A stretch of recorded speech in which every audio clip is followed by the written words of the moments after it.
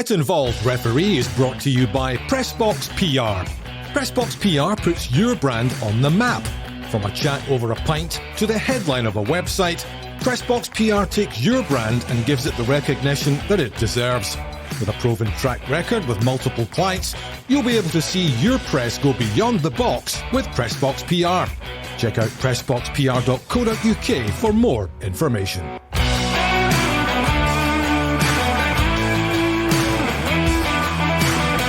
Hello and welcome to Get Involved Referee with Des Roache, me, Lindsay Herron, and a very special guest to the show tonight, former Celtic and Dundee United star Mark Wilson. Welcome to Get Involved Referee, Mark. Thank you, delighted to be here. Excellent. Delighted we've got you in our company today. Des, obviously our normal protagonist, Mr. Conroy's away sampling some foreign lagers, but anyway, well, hopefully he'll be in a fit state when he comes back. Yeah, I hope he is. So, Des was astounded by that there, the mention of lagers. I know that was his colleague being away. I know. No, I'm just listen. At least I've got somebody who knows what they're talking about with football this weekend, hopefully. So, no pressure, Mark. No pressure at all. Oh, well, you meaning me there? Sorry, you meant Lindsay. Well, certainly not us. Listen, another interesting weekend for VAR, guys, wasn't it? I mean, involved in quite a lot of the games, if not all of them. And the biggest, I guess, the most contentious issue of the weekend was perhaps the red card shown to Tony Watt.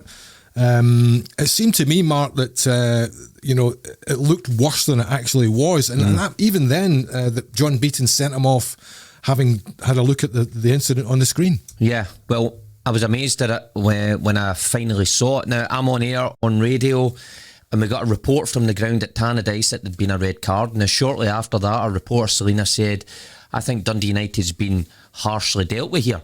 And that continued the full pattern. Now, I didn't get to see the pictures until I got home that night. And I was amazed that when John Beaton looked at the screen, he went against his initial decision, because his initial decision for me was spot on. I thought he was in a good position. I thought Tony Watt did look like it was going to be dangerous, but then pulled out. And I think the images showed that. Yeah. So for him to be told in his ear to go and have a look at that, I think automatically put doubt in John Beaton's head that he got it wrong.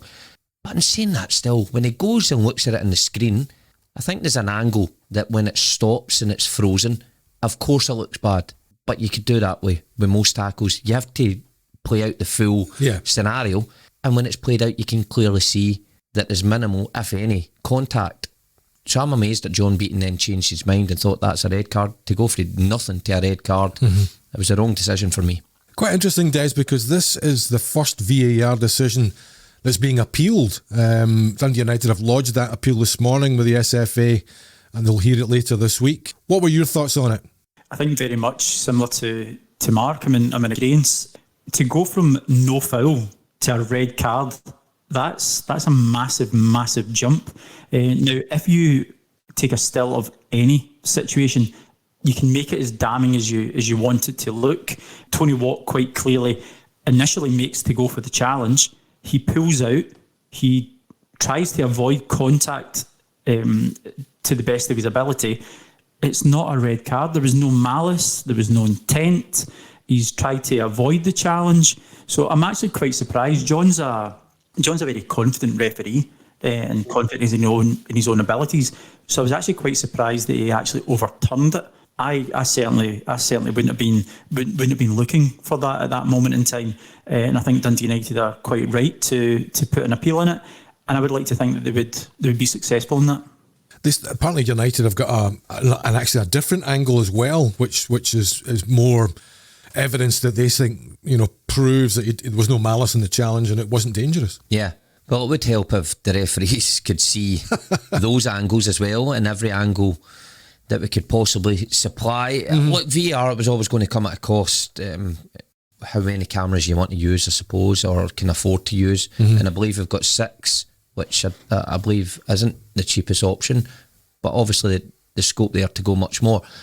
But still, in seeing the angle that we all seen, and I'm pretty sure John Beaton's seen, it's about interpretation then, and about having the confidence to back yourself, I feel, in that position. Now, Des says here, John Beaton's one of our top referees, been in the game a long time, refereed big games, made big decisions before. He's well aware that he's probably got some of those wrong and took stick. But you have to be sure if you're going to then reduce United to 10 men that's seen what you thought you seen. So again, I'm amazed that a man of his experience had a seed of doubt put in his mind and then didn't back himself in that situation, didn't believe what he saw first, and then thought he seen something else when he looked at the screen. And you know what? The appeal is all well and good. United might get away with it. Doesn't help Liam Fox on the day, who's struggling for every point he can get, and that's what VAR was brought in for, to help the referees to identify clear and obvious mistakes, not to re-referee games. For sure. Like Mark says, Des, I mean, Motherwell won that match 1-0, and, you know, a costly defeat for Liam Fox, who's just, in a fledgling managerial career at the moment. But that's another big mistake, isn't it? We're only 2 weeks in, and following the Michael Smith handball at Tynecastle, it wasn't given. It's 2 weeks, two big blunders. Unfortunately, yes. We can't deny that. We can't hide from it. As we've just said there, I think that to go from not even a foul to go into a red card, that's monstrous. That's absolutely huge. And you would like to think that referees, just because you get called across to have a look at the television screen, doesn't automatically mean that you need to change your decision. If you're quite happy with it, you're quite happy that what you've seen. Now, John was unobstructed. It was 10 yards in front of him. Mm-hmm. He was happy to give that call. I don't remember there being terribly much demonstrations from Motherwell players prior to either. Mm-hmm. But Liam Fox has got a very, very difficult job at this minute in time, and he's fighting for every point he can get. He's a young manager trying to make his way in the SPFL, and to lose your talisman, you've got Tony Watt and you've got Stephen Fletcher up front for Dundee United. Mm-hmm. That's a massive loss. And if this red card isn't overturned, then he's going to be without him again for a number of weeks. So it's going to impact upon Dundee United and their ability to win games, their ability to get a bit of momentum going. So it is huge. But the biggest thing for me is, just because VAR asks you to look at a clip, a piece of evidence, etc., doesn't mean you have to take it. I think you need to have the courage of your own convictions and say, no, do you know what? I'm quite happy with that. I'll go with my initial decision. And do you know what? I'm sure it's like a player when making a pass or making sure go. 9 times out of 10, your gut decision is the right one. Mm-hmm. So I was a wee bit surprised and disappointed at that one, to be honest. All too often, though, Mark, when the VAR official asks a referee to go and look at something, it's almost always the case that the referee chooses to go with what the VAR decides, doesn't he? It seems like that just now, but look, again, the referees have went through their full career without video assistance. Mm-hmm. They've made big decisions before. It's there to highlight clear and obvious errors. But Des right, if you get called over, you don't have to go with this all the time, because you're the man with the final decision. They're only there to suggest that you have a look at this more closely, and then it's your interpretation. So we can't get bogged down in that. Every time us as fans in the ground see a ref going to a VAR decision, you automatically think, oh, we know what's coming next, because that can't be the case. It's not what it's here for. Mm-hmm. But I think it will get better. I think we do have to cut them a wee bit of slack sometimes. Now, Liam Fox will not thank me for saying that, of course, and Ange Postecoglou, if the game went the other way last week and they didn't get a handball, wouldn't thank me. It is the second week. We are going to have teething problems. I'm pretty sure, look, the referees are only human. They're going to have severe pressure on them when they get called to that screen. You imagine the pressure on your shoulders, the full crowd looking at you, and all the broadcasters are saying, oh, here we go, it's the first couple of weeks, are they going to get it right? They've got a couple wrong. I'm sure it will settle down, but they need, like Des and I have said there, they need to be courageous when they go over at that screen to think, no, I'm quite happy with what I've seen on the pitch rather than the screen. A couple of other difficult ones as well, Des, in terms of handball decisions over the weekend. One at the St Mirren game, the ball comes in from the left. Richard Tate tries to get out the way. It looks like to all of us, ball hits his left shoulder, and Don Robertson gives a penalty. Yeah, and quite frankly, it's not a penalty. Not in my opinion. And I would like to think if I was the VAR who was involved in that time, Don seemed to give it pretty quickly. Yep. He seemed to be quite sure of his own judgment at that time. Mm-hmm. But the ball's come off it, and I use this word, I think, every week. The proximity and the opportunity for Richard Tate to get out of it. He is actually trying to move away from the ball. Mm-hmm. He's trying to avoid the ball. The ball hits him. He doesn't hit the ball. That's my take on it, and I certainly wouldn't be looking to jump in and give a penalty from that. And I'm sure, Mark, if you're a defender, what you try to do, you're trying to avoid. You're in the penalty area. You see the unnatural positions guys are taking all the time, putting their hands behind their back. Tate's actually brought his arms to him. Yeah, I thought that was quite a harsh call. Do you think the refs maybe actually thought it's hit the other arm, Mark? Yeah.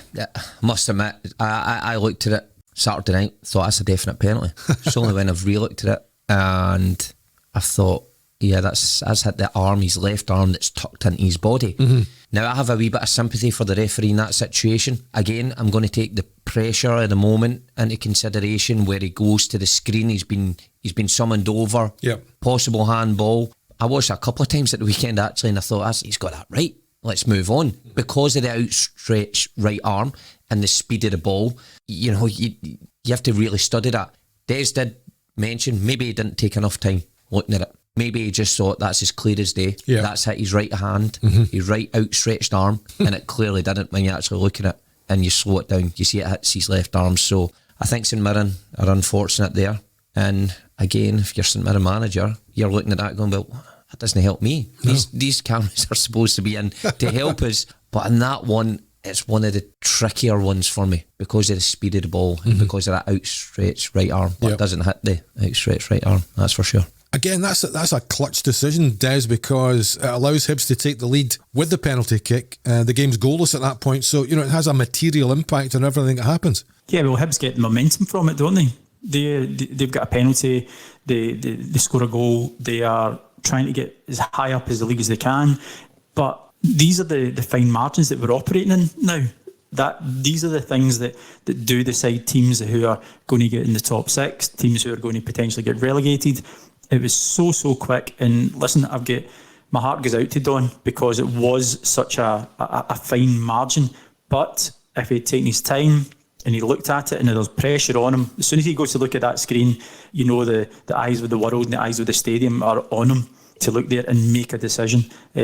Just unfortunately for me, I don't think he reached the correct one, and I think Don's a fantastic referee, really good referee, somebody we can trust and we can put our hat on. But yeah, Hibs got the momentum. St Mirren obviously are one down, heads are down a wee bit, and then Hibs going to capitalise on it. Yeah. See, I think that's a good point. The timings of the decisions of the VAR. Now, last week we were moaning that it took too long. Yes. Everybody could see, look, that's a foul. It's a penalty. Hearts. Why is it taking so long? This week, we're agreeing that he didn't take enough time. Mm-hmm. So I think the referees are certainly finding their feet.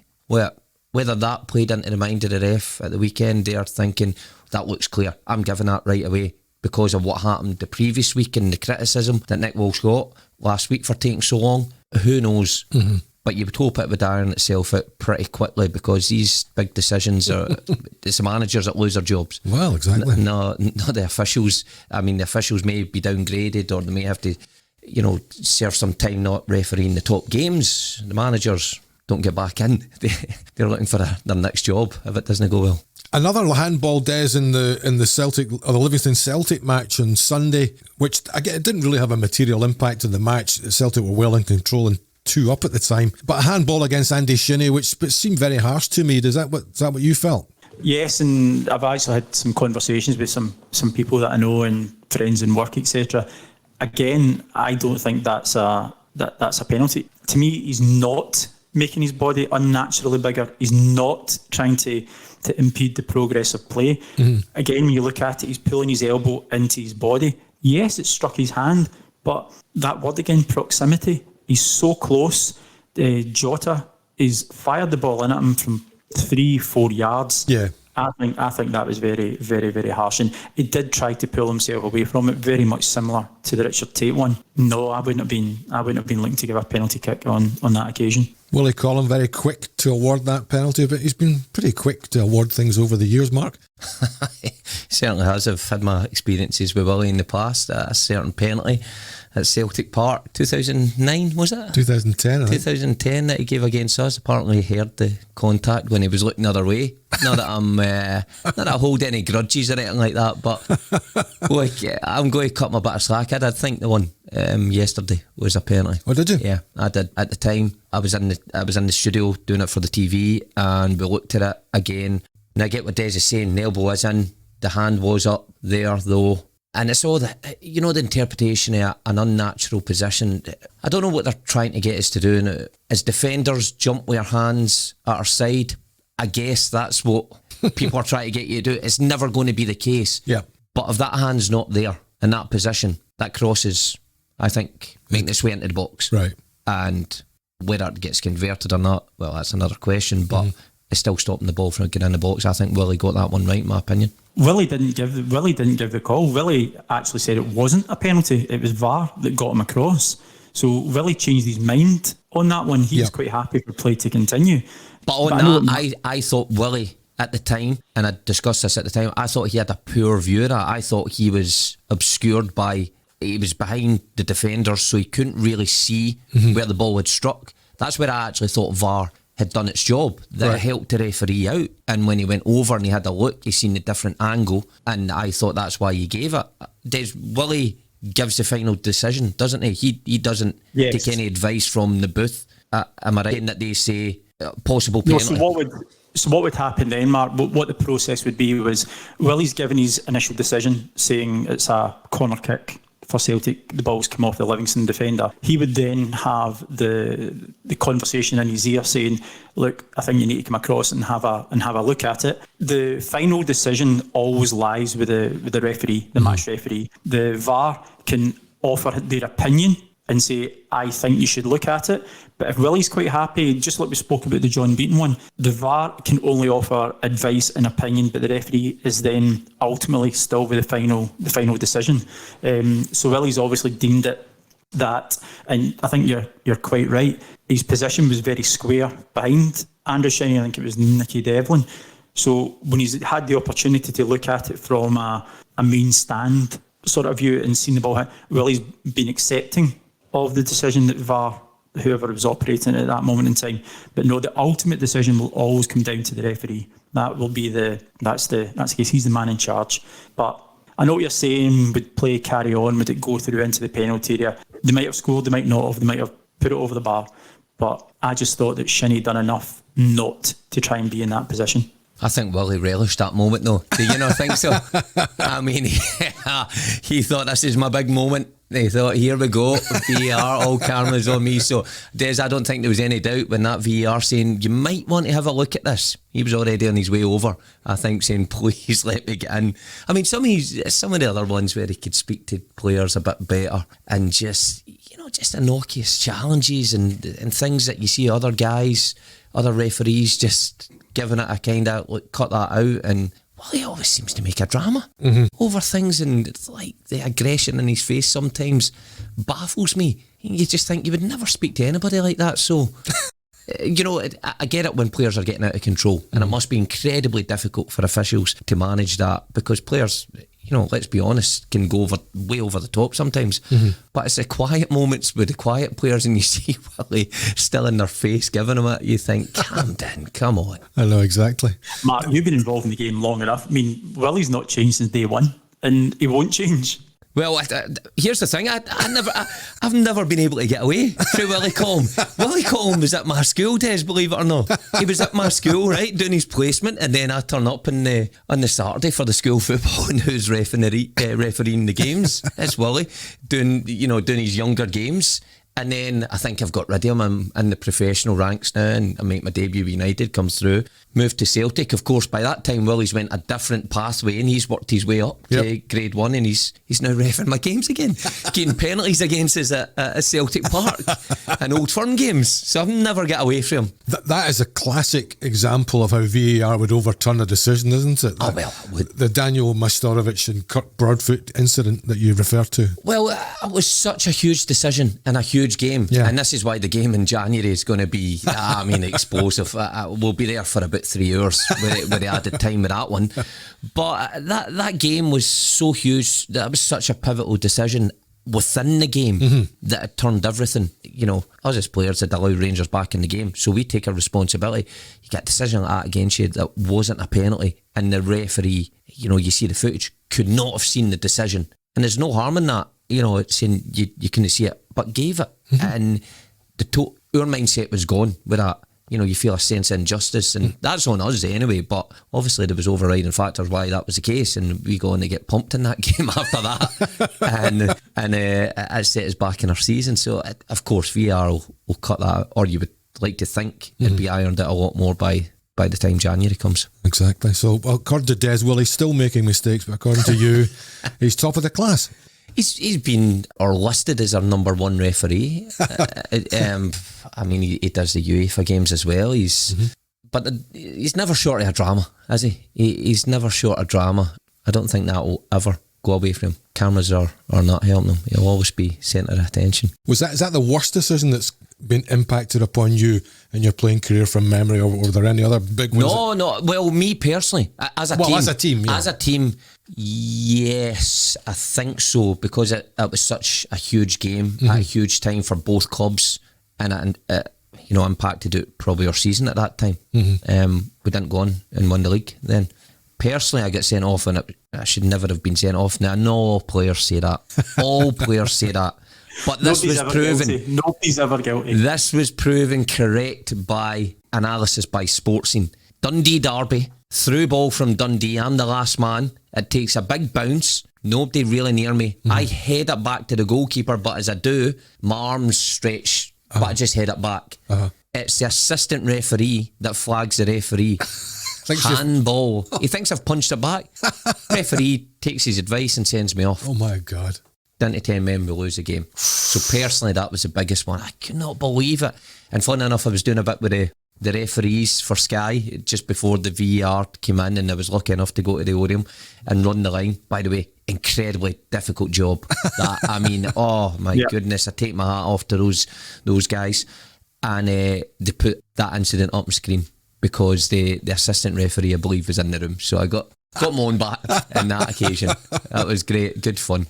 You obviously never come up against Stephen I on a bad day, so we're all right. I'm not quite happy with that. Exactly. That's interesting though. I mean, what did you learn from that experience going over to the Orium and having a look at some of the setup there? Yeah, honestly, amazing, because look, players think it's an easy job. I think we all do when we go through, and fans will go along, and some of the fans go along just to give the officials abuse, and not really. Well, you'll know, Des. Of course, you're one of their favourites to get abuse to. But look, I went along, and they allowed me to run the line. Now the guys were doing their assessments at the time, so you had to keep up with play. So it was a free kick situation. They blew the whistle. I had to run the line. Now you think assistant referees are just looking for offside, but you forget that you have to see where the contact to the ball is, where the last man is, the movement of the strikers, defenders coming out as people. It was almost impossible. I couldn't believe how hard it was. The guys were great, and they gave me as much time as I needed, and I don't think I get many right, if any. Because right? We went back and we had the cameras there along the line, and we analysed it, and it was just so difficult. And then I got a shot at VAR as well. Got that one wrong. Not afraid to say. So here's me, on radio or TV or whatever, giving the officials it, and when I have a shot at it, hopeless. Hopeless. No, I mean, incredibly difficult. And then split second. I know VAR's helped that now, but split second, and when you've got 6 or 7 players on you, telling you what a mess you've made it. I mean, consciously that must play with your mind. Yeah. I don't know how they get that out of their heads right away. Psychologically, they just have to get it away and deal with it. Because as a player's point of view, when you make a mistake, the best players in the world will forget about it. The 99% of other players will think about that bad pass or that bad tackle they made for the next 5-10 minutes. Yeah. Referees, they can't afford that. No. They need to get it out of their mind quickly. Yeah. But in refereeing, the most important decision you'll make in refereeing is the next one. See what you've done, it's gone. You cannot change it, and you cannot try and, I know people say they'll even it out, and if they've gave a wrong decision against Team A against Team B, they'll sort it out. No, the most important decision is the next one, because that's what you need to focus on. You need to focus on the game at hand at that moment in time.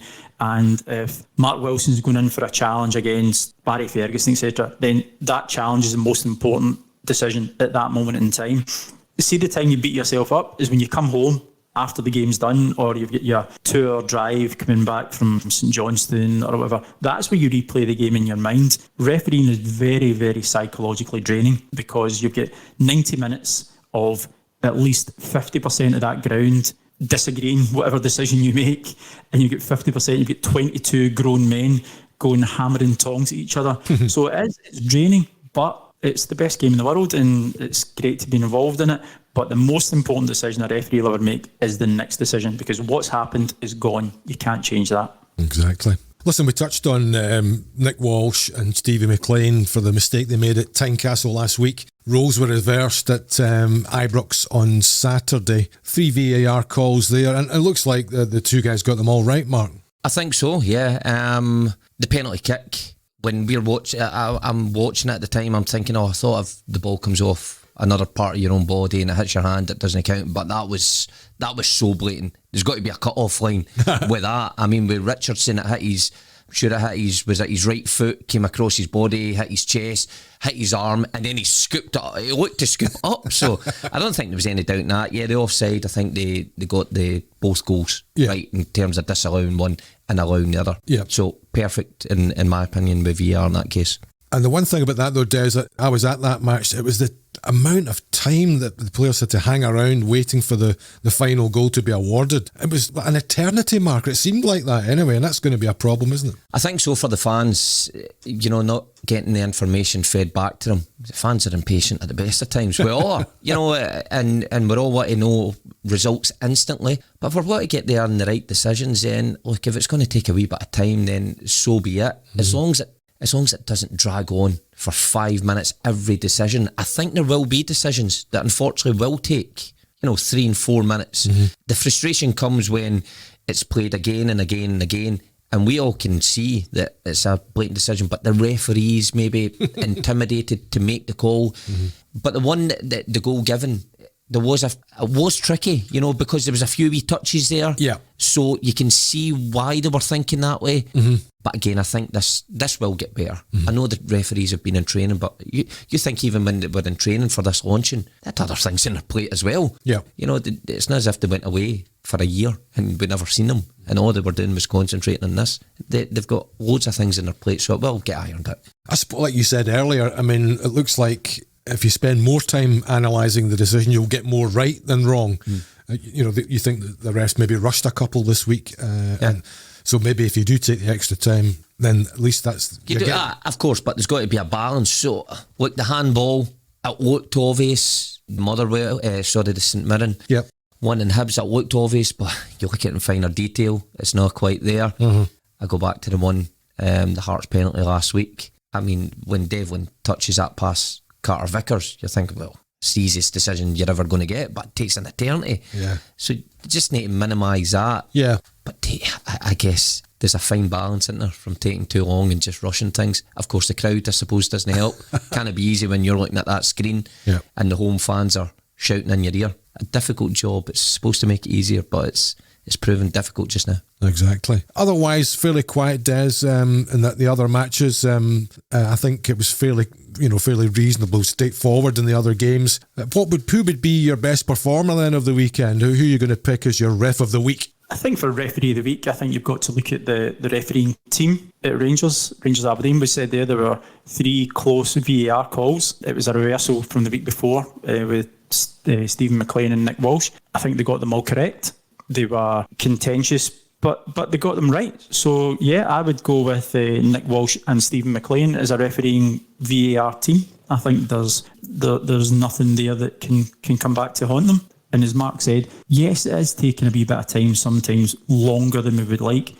But we're in week 2. It will get slicker. It will get more efficient. But I would rather take time and get the decision correct than rush it and get it wrong. Yep, Nick Walsh and Stephen McLean for me. Excellent. Well, listen, Mark, many thanks for joining us this week on Get Involved Referee.